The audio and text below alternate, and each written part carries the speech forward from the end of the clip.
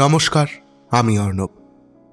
আচ্ছা বলুন, আমরা তো অনেকে অনেক কিছু নিয়েই ভয় পাই, তাই না?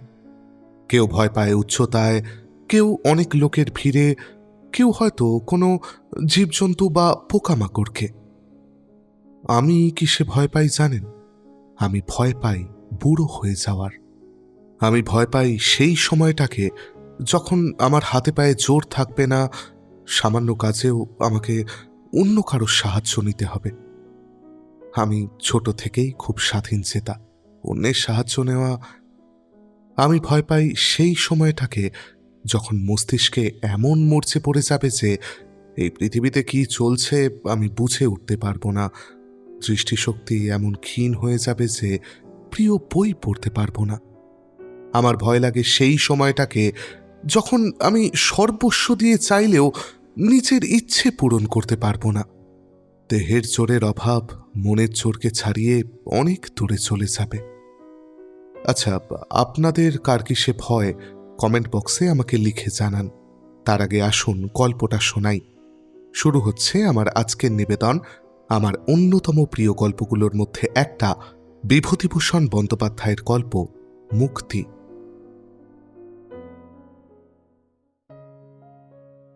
ওর ভালো নাম বোধহয় ছিল নিস্তারিণী। ওর যৌবন বয়সে গ্রামের মধ্যে অমন সুন্দরী বউ ব্রাহ্মণ পাড়ার মধ্যেও ছিল না। ওরা জাতে যুগী। হরিনাথ ছিল স্বামীর নাম। ভদ্রলোকের পাড়ায় ডাকনাম ছিল হরে যুগী। নিস্তারিণীর স্বামী হরিযুগীর গ্রামের উত্তর মাঠে কলা বাগান ছিল বড়। কাঁচকলা ও পাকা কলা হাটে বিক্রি করে কিছু জমিয়ে নিয়ে ছোট মণিহারি জিনিসের ব্যবসা করে সে। রেশমি চুড়ি ছগাছা 1 পয়সা, 2 হাত কার 1 পয়সা ইত্যাদি। প্রসঙ্গক্রমে মনে হলো কার মানে ফিতে বটে, কিন্তু কার কি ভাষা? ইংরেজিতে এমন কোনো শব্দ নেই, হিন্দি বা উর্দুতেও নেই, অথচ কার শব্দটা ইংরেজি বলে আমরা সকলেই ধরে নিয়ে থাকি। যাক সে, হরিযুগীর বাড়িতে 2খানা বড় বড় মেটে ঘর, 1খানা রান্নাঘর, মাটির পাঁচিল ঘেরা বাড়ি। অনেক পুষ্যি বাড়িতে, দুবেলা 15-16খানা পাত পড়ে। হরিযুগীর মা, হরিযুগীর 2টি ছোট ভাই, 1 বিধবা ভগ্নী, তার আবার 2 ছেলে মেয়ে। সংসার ভালোই চলে। মোটা ভাত, কলাইয়ের ডাল, ঝিঙে ও লাল ডাঁটা চচ্চড়ির অভাব কোনোদিন হয়নি। গরুর দুধও ছিল 4-5 সের। অবশ্যই দুধের অর্ধেকটা ব্রাহ্মণ পাড়ায় যোগান দিয়ে তার বদলে টাকা আসত। গ্রামের মধ্যে সুন্দরী বৌছির কথা উঠলে সকলেই বলতো হরি যুগীর বউয়ের মতো প্রায় দেখতে।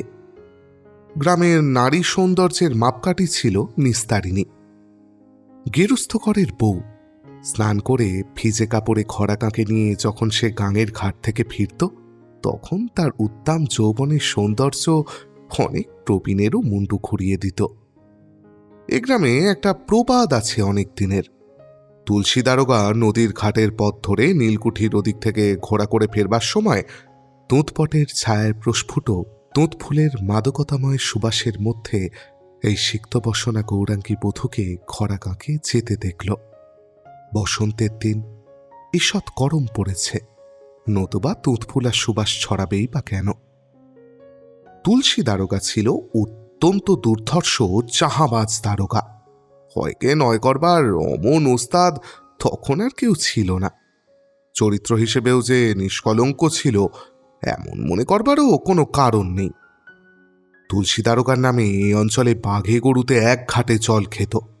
তার সুনজরে একবার যিনি পড়বেন তাঁর হঠাৎ উদ্ধারের উপায় ছিল না। এহেন তুলসী দারোগা হঠাৎ উন্মনা হয়ে পড়ল সুন্দরী গ্রাম্যবধূকে নির্জন নদী তীরের পথে দেখে।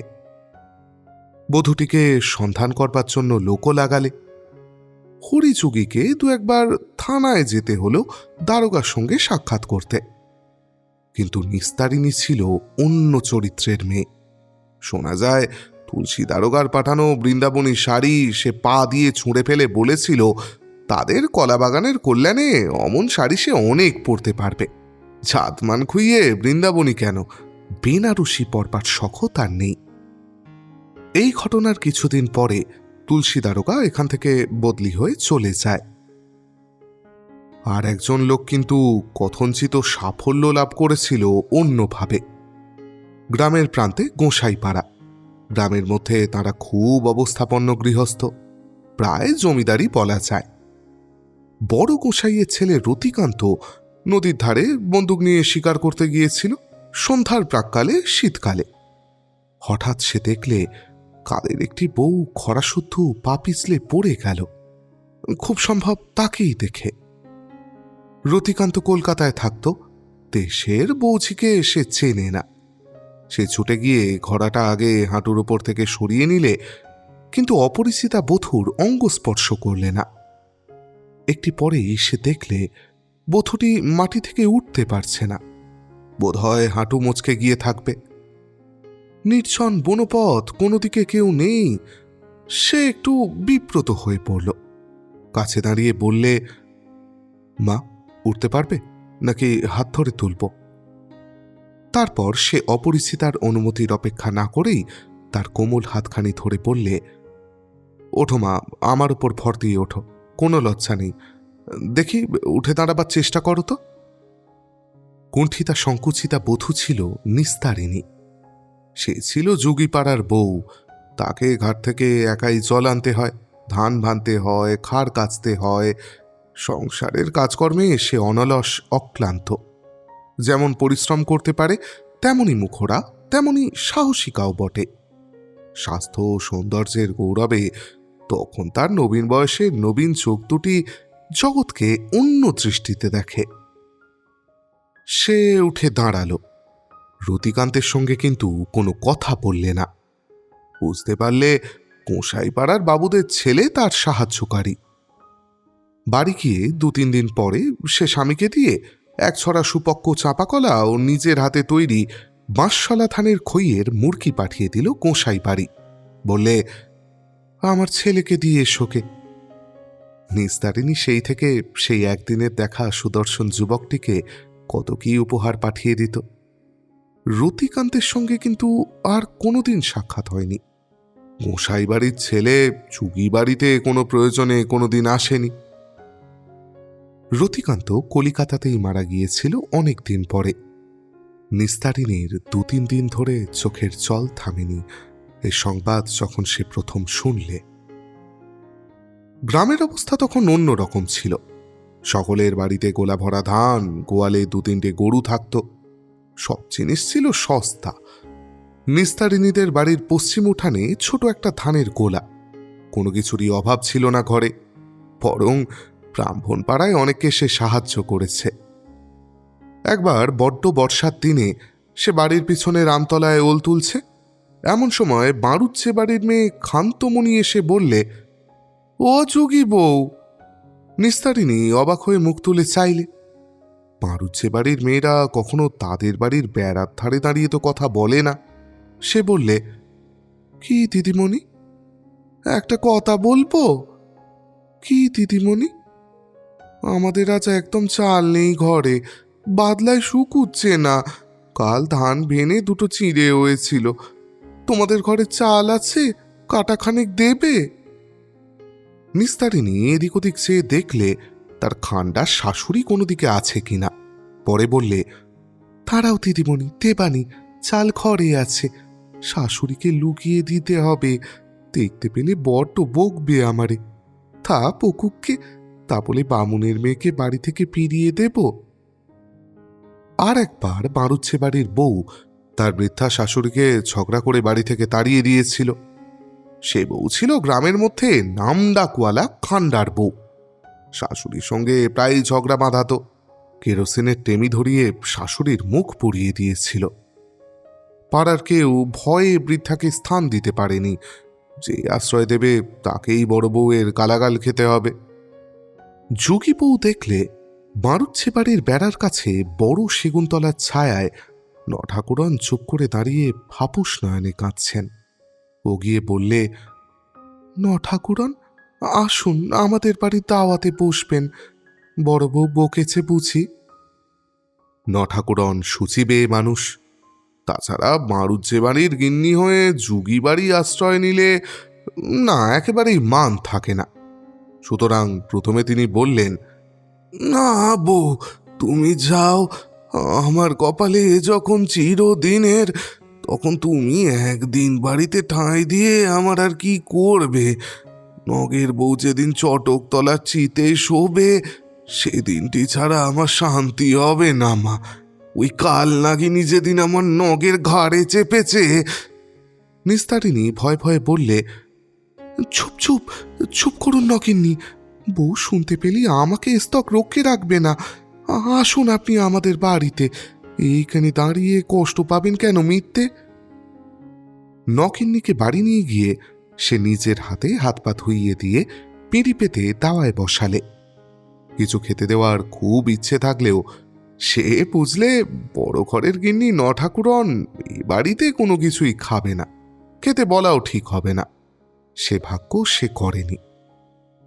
অনেক রাত্রে গিন্নির বড় ছেলে নগেন খুঁজতে খুঁজতে এসে যখন মায়ের হাত ধরে নিয়ে গেল, তখন নিস্তারিণী অনেক অনুনয় বিনয় করে বড় এক ছড়া মর্তমান কলা তাকে দিয়ে বললে, নিয়ে যান দয়া করে, আর তো কিছু নেই, কলা বাগান আছে, কলা ছাড়া মানুষকে হাতে করে আর কিছু দিতে পারিনি।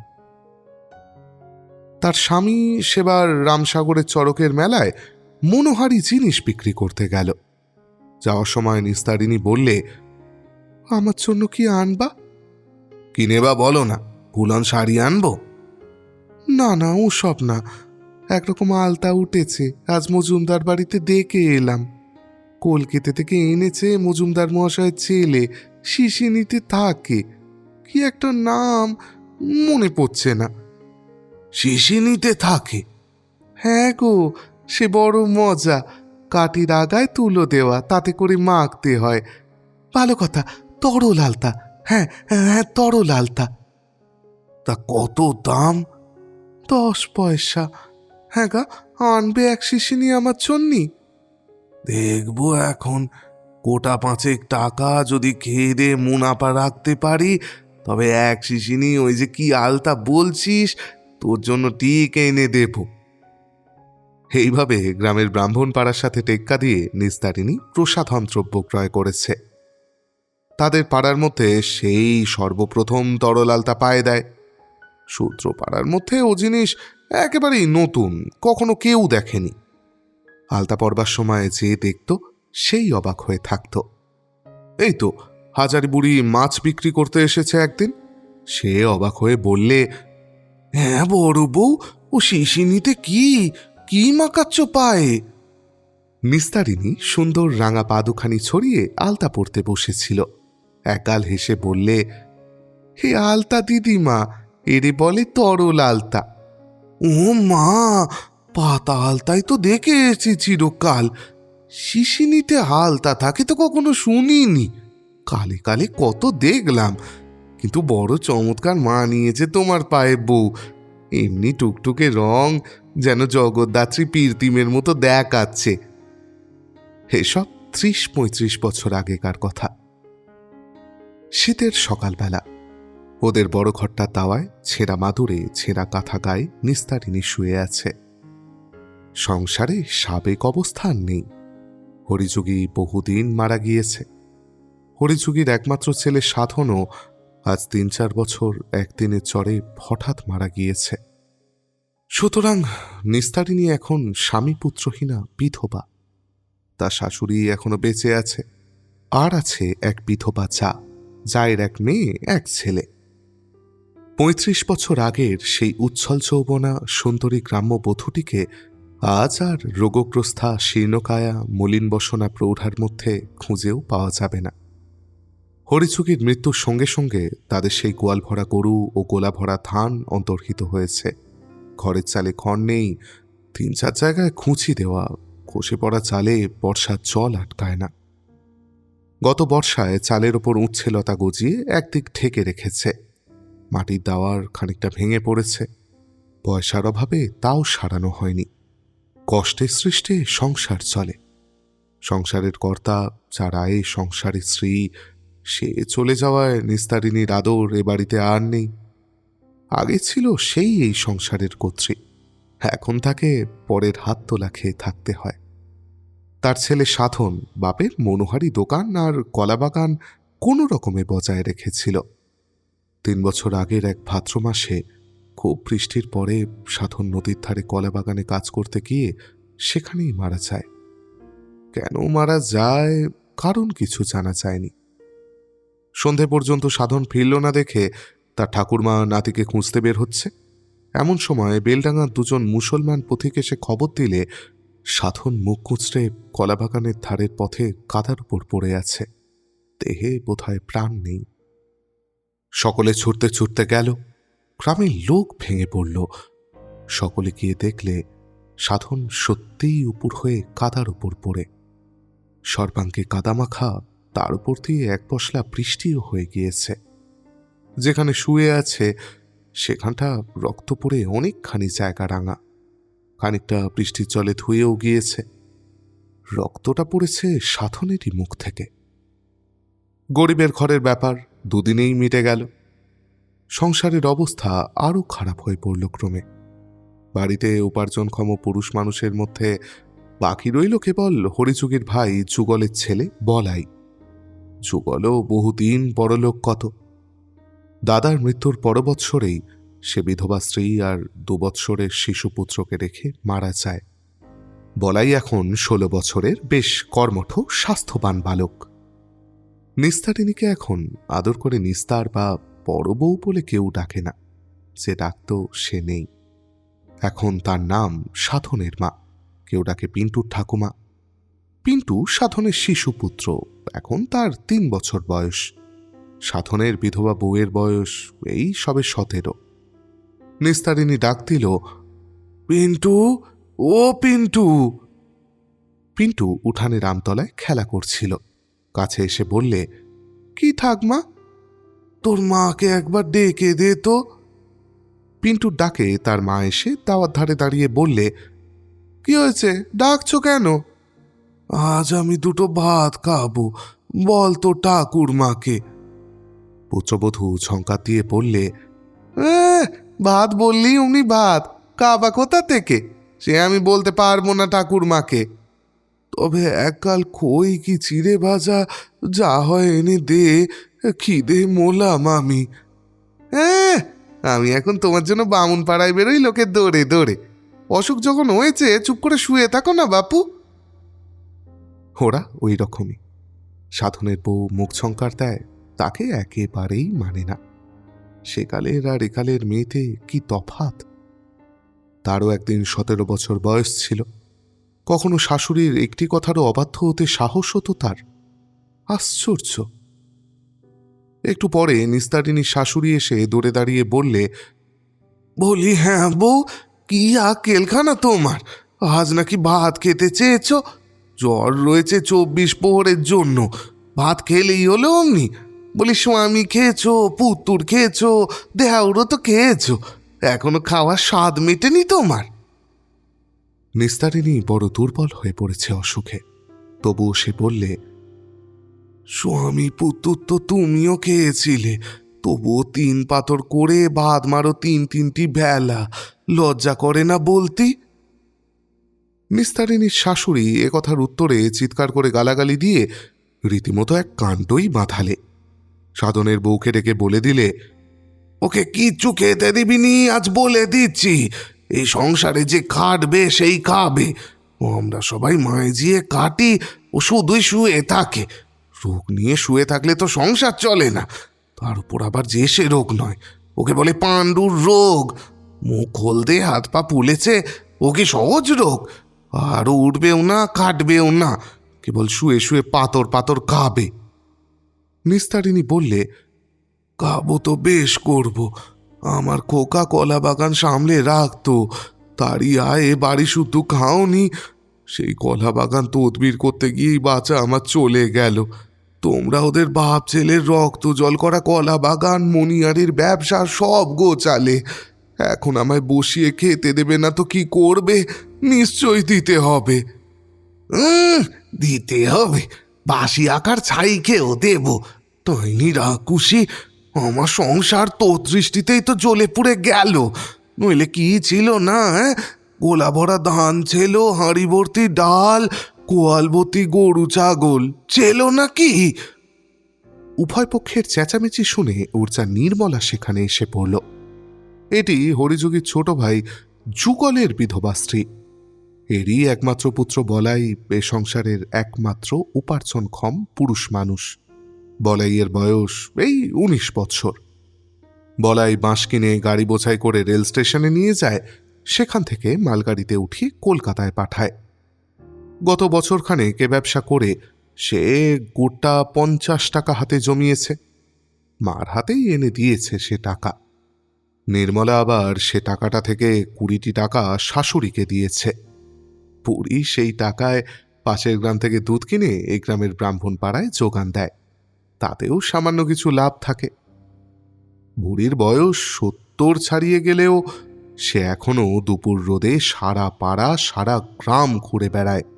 দূর দূরান্তের চাষা গাঁয়ে হাঁসের ডিম মুরগির ডিম সংগ্রহ করতে যায় ব্রাহ্মণ পাড়ায় বিক্রির জন্য। নির্মলা নিজেও বসে থাকে না। তিনু গাঙ্গুলির বাড়ি ঝিয়ের কাজ করে মাসে 2 টাকা মাইনে পায়। সুতরাং এ সংসারে এখন নির্মলার প্রতিপত্তিই বেশি। নিস্তারিণীর দিন সকল রকমেই চলে গিয়েছে। এখন নির্মলার ছেলে বলাই পয়সা আনে, নির্মলা নিজে পয়সা আনে, বলাইয়ের পয়সায় ওর ঠাকুরমা দুধের যোগান দিয়ে কিছু আয় করে। নিস্তারিণী শীর্ণ পাণ্ডুর দেহে উত্থান শক্তিরহিত শয্যাগত অবস্থায় শুধুই খাই খাই করে, রোগের দুষ্ট ক্ষুধায় অবোধ বালিকার মতো। হরিযোগী বেঁচে থাকলে তার যে অন্যায় আবদার খাটত, সাধন বেঁচে থাকলেও খাটত, আজ তার আবদার কান পেতে শোনবার লোক কে আছে সংসারে? নির্মলার বয়স 35-36, বেশ ধপধপে ফর্সা, কৃষাঙ্গী, মুখ চোখ ভালোই। মাথায় এখনো এক ঢাল চুল, চুলে একটিও পাক ধরেনি। যুগীদের মেয়েরা সাধারণত সুন্দরী হয়ে থাকে। নির্মলার মেয়ে তারা বেশ সুন্দরী। তারা বলাইয়ের ছোট, এই মাত্র 14 বছর বয়স। আজ বছর 2 হলো এই গ্রামেই তার বিয়ে হয়েছে। নির্মলা এসে বললে, দিদি চেঁচিও না, ঝগড়া করে মরছ কেন? নিস্তারিণী কাঁদতে কাঁদতে বললে, দেখ দেখি ছোট বউ, আমায় কিনা রাক্ষসী ডাইনি বলে। আমি নাকি এসে ওনার সংসারে আগুন লাগিয়ে দিয়েছি। আমার স্বামী পুত্রের অন্ন উনি কোনোদিন বুঝি দাঁতে কাটেননি। নির্মলা বললে, সে তো তুমিও ওনাকে বলেছ অনেক কিছু। যাক, এখন চুপ করে শুয়ে থাকো।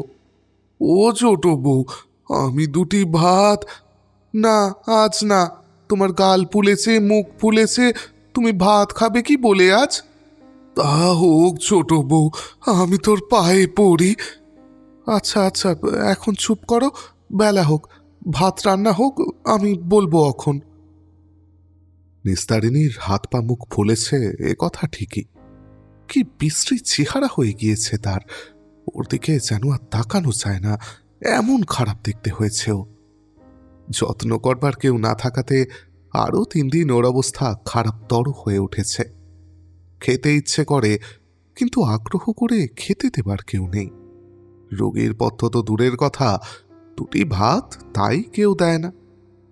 ক্ষুধার জ্বালা সহ্য করতে না পেরে বেলা 10টা আন্তাজ সময়ে সে নাতিকে ডেকে চুপি চুপি বললে, পিন্টু, 2টো পেয়ারা পেরে এনে দিতে পারিস?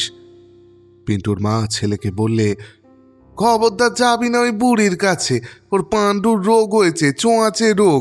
ছেলে খেয়ে বসে আছে ডাইনি, আবার নাতিকে খাবার জো করছে। ট্যাং ভেঙে দেবো যদি ওর কাছে যাবি।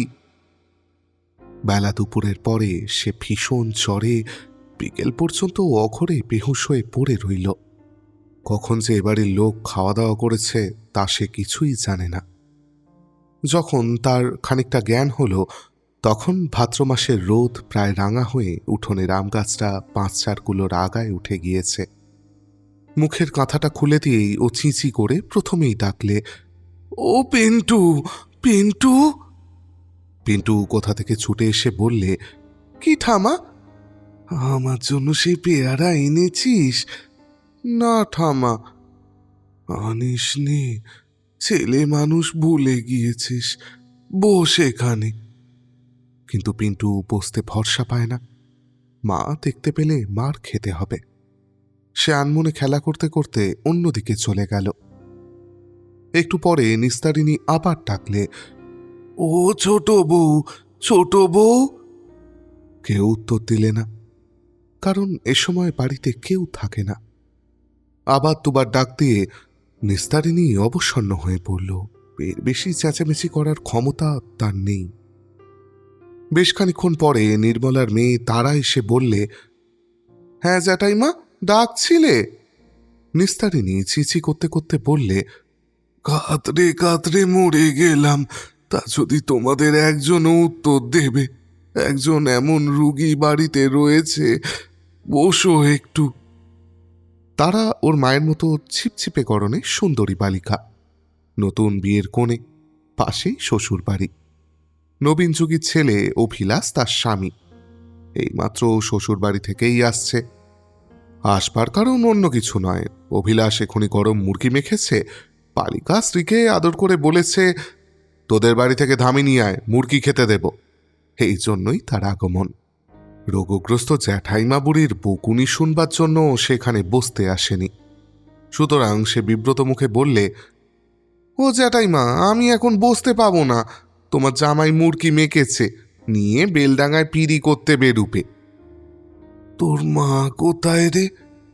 বাড়িতে কেউ নেই, মা গাঙ্গুলি বাড়ি কাজ করতে গিয়েছে, ঠাকুমা নরহরিপুরে হাঁসের ডিম আনতে গিয়েছে। পিন্টুর মা কোথায়? ওই যে শিউলিতলায় বসে বাসন মাজছে, একটু ডেকে দিয়ে যা দেখি মা। পরে সুর খুবই নিচু করে বললে, মা, দুটি মুরগি অবিলাসের কাছ থেকে নিয়ে আয় না রে, আমার নাম করিস নে যেন। তারা বললে, না না, সে আমি পারবো না। অসুখ গায়ে মুরগি খাবে নাকি? তারপর শেষকালে ঠাকমা টের পেলে আমাকে বকে ভূত ছাড়াবে। চললাম আমি। ও বৌদিদি, শুনে যাও, জেঠিমা ডাকছে।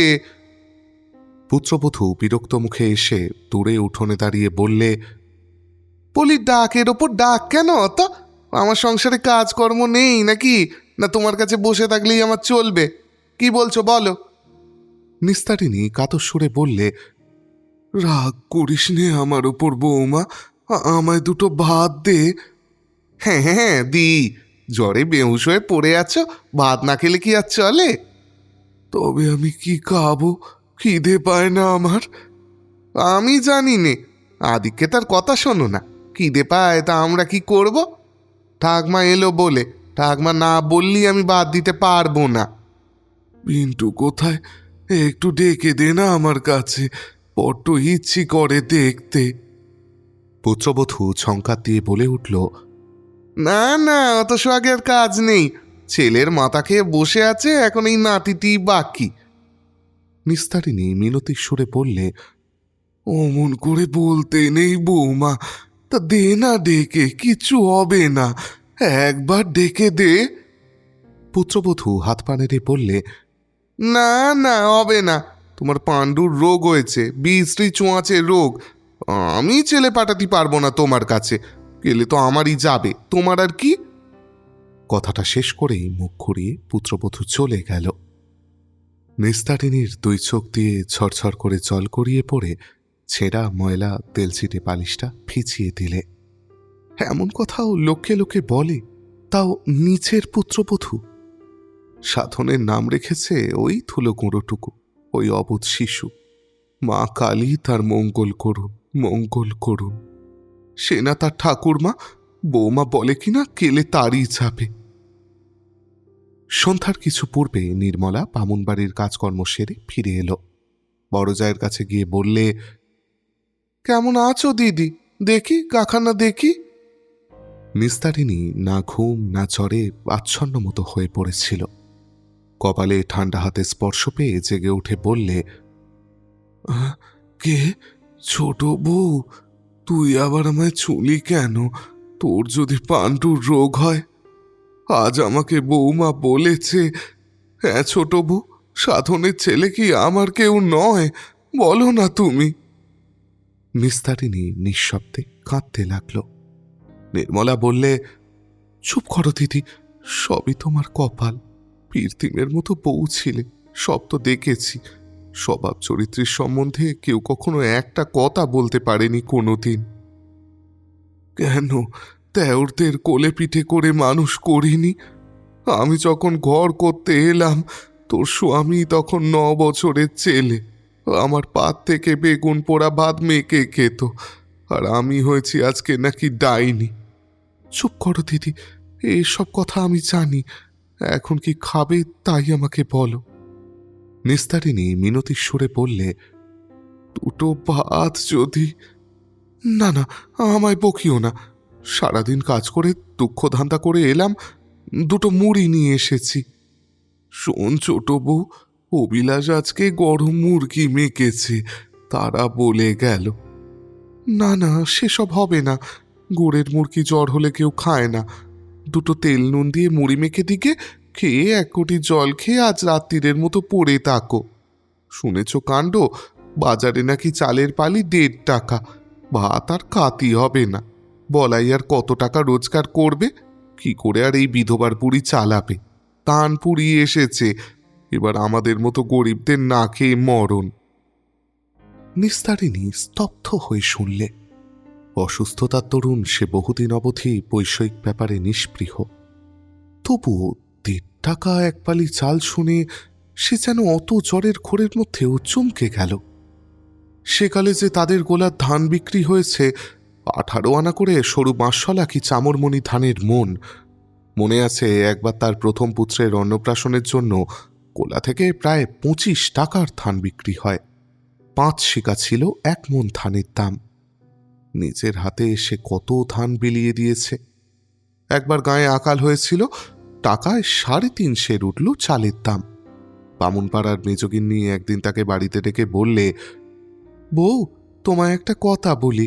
খাওয়া দাওয়ার বড় কষ্ট, 2 মণ ধান আমাকে ধার দিতে হবে। ঈশ্বরের ইচ্ছে তোমার তো কোনো অভাব নেই বলো, কোলা আর উতলে উঠুক তোমার। সে শাশুড়িকে লুকিয়ে 2 মণ ধান বার করে দিয়েছিল কোলা থেকে। শাশুড়ি চিরকালের খান্ডার, কাউকে কিছু জিনিস দেওয়া পছন্দ করত না কখনোই। কিন্তু তখনকার দিনে এ সংসারে তার প্রতিপত্তি ছিল অন্যরকম। সে যা করবে তাই হবে, তার উপর কথা বলবার মতো কেউ ছিল না। কোথায় গেল সেসব দিন? সন্ধ্যা উত্তীর্ণ হয়ে গিয়েছে। নির্মলা 1 বাটি দুধ নিয়ে এসে বললে, ও দিদি, ওঠো, খেয়ে নাও, একটু দুধ খেয়ে নাও। নিস্তারিণী বললে, আমার এখানে একটু বস না ছোট বউ, কেউ বসতে চায় না। নির্মলা আর বেশিক্ষণ এক জায়গায় বসবার জো নেই। এখনই সবাই খেতে চাইবে। শেষ রাত্রে উঠে 4 কাঠা ধানের চিঁড়ে কুটতে হবে বাড়ুচ্ছেদের। তারপর আবার যে একা সেই একা। সারাদিন রাত আজ 1টি মাস ধরে একাই শুয়ে থাকতে হচ্ছে। নির্মলা তাকে ধরাধরি করে ঘরের মধ্যে এনে শুইয়ে দিয়ে গেল। 1 দিন 2 দিন করে কতদিন যে কাটল নিস্তারিণীর কোনো খেয়াল নেই। কেবল আবছা আবছা দিনগুলো আসে। সেসব দিনের প্রতিটি মুহূর্ত যেন নিঃসঙ্গ। কেবল ছোট্ট খোকা পিন্টুকে দেখতে ইচ্ছে করে, কিন্তু তার মা তাকে পাঠায় না, একটু বসতে দেয় না কাছে। পুত্রবধূ হয়ে শাশুড়িকে দেখতে পারে না, তার নাকি ছোঁয়াচে রোগ হয়েছে বলে। আর কেবল সবাই বকে, সবাই তাকে বকে। একদিন সে শুয়ে শুয়ে লক্ষ্য করলে আর আকাশে বৃষ্টি হয় না।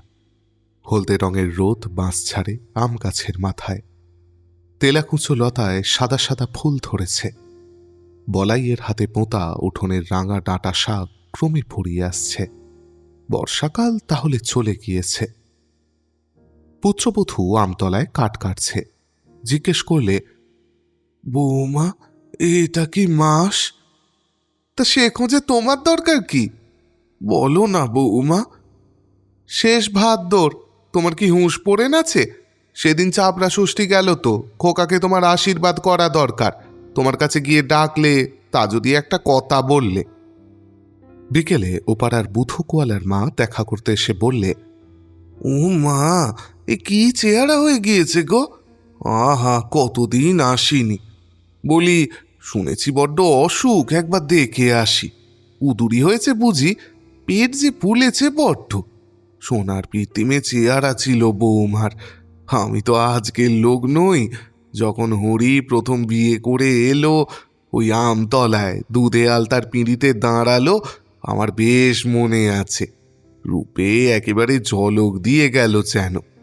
সে চেহারার আর কিছুই নেই।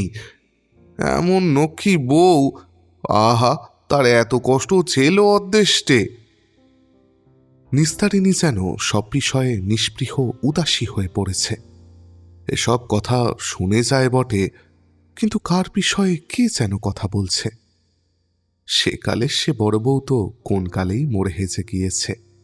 সে রূপসী লক্ষ্মীর মতো সংসার জোড়া বড় বউ আর কোথায়? কেবলই খেতে ইচ্ছে হয়। পান্তা ভাত খায়নি কতকাল, কেউ দেয় না, দেখাই করে না এসে। সন্ধ্যার পরে নির্মলা এসে একটু কাছে বসে, বলে, ও দিদি, তোমার জন্য একটা জিনিস এনেছি মনিব বাড়ি থেকে। নিস্তারিণী ব্যগ্রভাবে বলে, কি রে? চুপ করো, দুটো তালের বড়া। গিন্নি ভাবছে তা আমাকে খেতে দিলে। আহা, কতকাল খাইনি, দে। নির্মলা বেশিক্ষণ বসতে পারে না। রান্নাঘরে খই ভেজে দিতে হবে জামাই অভিলাষকে। তারা বলে দিয়েছে কাল মুরগি মাখবে সকালবেলা। সে মুরগির ব্যবসা করে, কিন্তু খই ভাজা কাজটা মেয়ে মানুষের, পুরুষের নয়। ওটা শাশুড়ির বিনা সাহায্যে সম্পূর্ণ হয় না। রান্নাঘরে যেতে সাধনের বউ বললে, কাকিমার বুড়ির কাছে রোজ বসা চাই। অমন ফুলে ডোল হয়ে উঠেছে, বাপের দেও তাই কষ্ট পাচ্ছে, নইলে তো মরে যেত কোন কালে। নির্মলা ধমক দিয়ে বললে, অমন বলিস রে বৌমা, মুখে পোকা পড়বে। সতীনক্ষী মেয়ের নামে কিছু বলতে নেই। তোর আপন শাশুড়ি না, তুই ওসব কথা মুখ থেকে বের করিস কি করে? আজই না হয় ওরকম হয়ে গিয়েছে, ও যে কি ছিল আমি দেখেছি। এই সংসারে যা কিছু যোগ কি চিরটাকাল ওই পুইয়েছে। দেওদের মানুষ করা, বিয়ে তাওয়া দেওয়া, ও না থাকলে এই সংসার টিকতো নাকি? আজই না হয় ওর। সাধনের বউ ঠোঁট উল্টে বললে, ও গে যাক বাপু, ও নিজে চেলে খেয়েছে, ওর ওপর আমার একটুও চেদ্দা নেই, যতই বলো তুমি। ও খেয়েছে? কি বলিস বৌমা, ও চেলে খেয়েছে? যাবার উদ্দেশ্যে যায় চলে, কার দোষ দেব? তাহলে তো তোকেও আমি বলতে পারি যে তুই স্বামী খেয়েছিস। এই কথার উত্তরে কুশাশুড়ি আর বউয়ে তুমুল ঝগড়া বেঁধে উঠল। আশ্বিন মাসের মাঝামাঝি পুজো প্রায় এসে পড়েছে। নিস্তারিণী একেবারে উত্থান শক্তিহীন হয়ে পড়েছে। দিনের অর্ধেক সময় তার জ্ঞান থাকে না। একবার চৈতন্য সজাগ হয়ে ওঠে, তখন কেবল এদিক ওদিক চেয়ে নাতিকে খোঁজে, নির্মলাকে খোঁজে। ওর মলিন বিছানা ও সারা দেহে কেমন একটা দুর্গন্ধ বলে আজকাল কেউই কাছে আসতে চায় না। কেবল খাওয়ার সময় কোনোদিন নির্মলা, কোনোদিন বা সাধনের বউ দুটিমাত্র ভাত দিয়ে যায়। সেদিন ও চোখ মেলে ভাত খাওয়ার চেষ্টা করলে, কিন্তু পারলে না। অনেকক্ষণ পরে পুত্রবধূ বললে, ভাত খাওনি কেন? খাইয়ে দেব নাকি? নিস্তারিণী অবাক হয়ে গেল অসুখের ঘোরের মধ্যেও। বললে, তাই দে মা বৌমা। সাধনের বউ ভাত দুটি খাইয়ে এঁটো থালা নিয়ে চলে গেল। একটু পরে নির্মলা বাড়ি এলো। রোগীকে দেখতে গিয়ে ওর মনে হলো অবস্থা ভালো নয়। আপন মনে বললে, ঠাকুর, ওকে মুক্তি দাও, বড্ড কষ্ট পাচ্ছে। প্রতিদিন সন্ধ্যায় যেমন নিস্তারিণীর জ্ঞান হয়, আজও তেমনি হল। যাকে অবোধ বালিকার মতো আবদারের সুরে বললে, দুটো পান্তা ভাত আর ইলিশ মাছ ভাজা খাবো। নির্মলা 2-3 দিন চেষ্টা করার পরে অতি কষ্টে এই যুদ্ধের বাজারে ইলিশ মাছ ছুটিয়ে এনেছিল, কিন্তু যাকে খেতে দিতে পারেনি। নিস্তারিণীর অবস্থা ক্রমেই খারাপের দিকে ঝুঁকল পরদিন দুপুর থেকে। সে অসুখের ঘোরে কোন বিস্তৃত পথ পেয়ে ফিরে গেল তার যৌবন দিনের দেশে। বারুচ্ছেদের নগিন্নি যেন এসে হেসে হেসে বলছেন, আমায় আজ 2 কাটা চাল ধার দিতে হবে বউ, বৌমা তাড়িয়ে দিয়েছে বাড়ি থেকে, তুমি না দেখলে দাঁড়াবো কোথায়? যেসব লোক কত কাল আগে চলে গিয়েছে, তারা যেন এসে দিন রাত ওর বিছানার চারিপাশে ওকে ঘিরে ভিড় করছে। বহুদিন পূর্বের শরৎ অপরাহ্নের মতো হাট থেকে ফিরে ওর স্বামী যেন হাসি মুখে বলছে, ও বড় বউ, কলা বিক্রির দরুন টাকাগুলো এই নাও, তুলে রেখে দাও, আর এই ইলিশ মাছটা ভারী সস্তা আজ হাটে। ওর সব দুঃখ, সব অপমান, সব অনাদরের দিনের হঠাৎ আজ এমন অপ্রত্যাশিত অবসান হলো কিভাবে? নিস্তারিণী অবাক হয়ে যায়, বুঝতে পারে না কোনটা স্বপ্ন কোনটা সত্য। সে এককাল হেসে স্বামীর হাত থেকে ইলিশ মাছটা নেওয়ার জন্য হাত বাড়ায়। নির্মলা চোখ মুছতে মুছতে বললে, সতীনক্ষী স্বর্গে চলে গেল, বৌমা পায়ে দুলো নে। তারপর সে নিজেও ঝুঁকে পড়ে মাতৃসমা পরচায়ের পায়ে হাত ঠেকায়।